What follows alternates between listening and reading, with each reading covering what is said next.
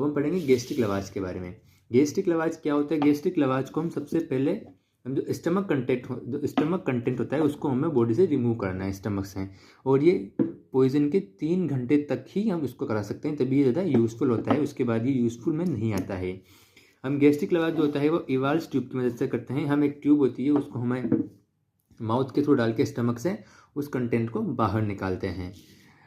अब गैस्ट्रिक लवाज हम हर पॉइजनिंग में नहीं करा सकते, क्योंकि इसके कॉन्ट्राडिक्शन होते हैं। कॉन्ट्राडिक्शन किस में? जैसे कोरोसिव पॉइजन होंगे। हमने कोरोसिव पॉइजन के बारे में पढ़ा था कि वो पॉइजन होते हैं जो किसी भी सरफेस के कॉन्टेक्ट में आते हैं उस सरफेस को इरोड कर देते हैं, उसको ख़त्म कर देते हैं वहाँ की। तो अगर ये कोरोसिव पॉइजन होंगे तो इसको हम बाहर निकालेंगे तो ये सरफेस की जो होती है आसपास की एपिथेलियम उसको परफोरेशन ये करवा देंगे। इसीलिए ध्यान रखना है कि जो भी कोरोसिव पॉइजन होते हैं वो कॉन्ट्राडिक्शन होते हैं किसमें? गैस्ट्रिक लवाज में हम इसको नहीं कराते हैं। वहीं कॉम्प्लिकेशंस क्या हो जाएंगे गैस्ट्रिक लवाज के? लेरेंजल स्पाज्म हो जाएगा, एस्पिरेशन न्यूमोनाइटिस हो जाएगा और परफोरेशन ऑफ स्टमक, जो कि हमें देखने को मिलता है। अब हम इसमें नेक्स्ट पॉइंट की बात करें, एमेटिक्स। अब एमेटिक्स जो होता है ये हम कब कराते हैं? एमेटिक्स जब कराते हैं जब गैस्ट्रिक लवाज नहीं करवा सकते। गैस्ट्रिक लवाज कब नहीं होगा? जब हमने स्टमक, जो हमने ट्यूब्स डाली थी, कौन सी ट्यूब थी?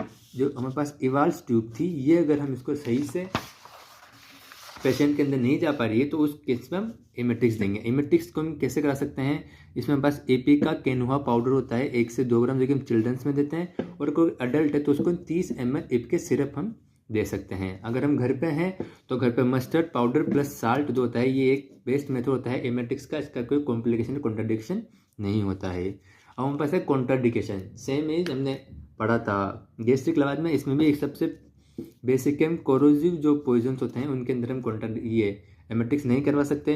किसी को सीवियर हार्ट और लंग डिजीज है उसमें हम कॉन्ट्राडिक्शन नहीं करवा सकते। किसी की कोई एडवांस प्रेगनेंसी में उसको नहीं करा सकते। या फिर after injection of CNS stimulant अगर हमने उसको दिया हुआ है, इंजेस्ट किया हुआ है, तो उस कंडीशन में हम एमेटिक्स नहीं करवा सकते। अब इसके नेक्स्ट पार्ट में हम पढ़ेंगे एंटीडोट्स के बारे में।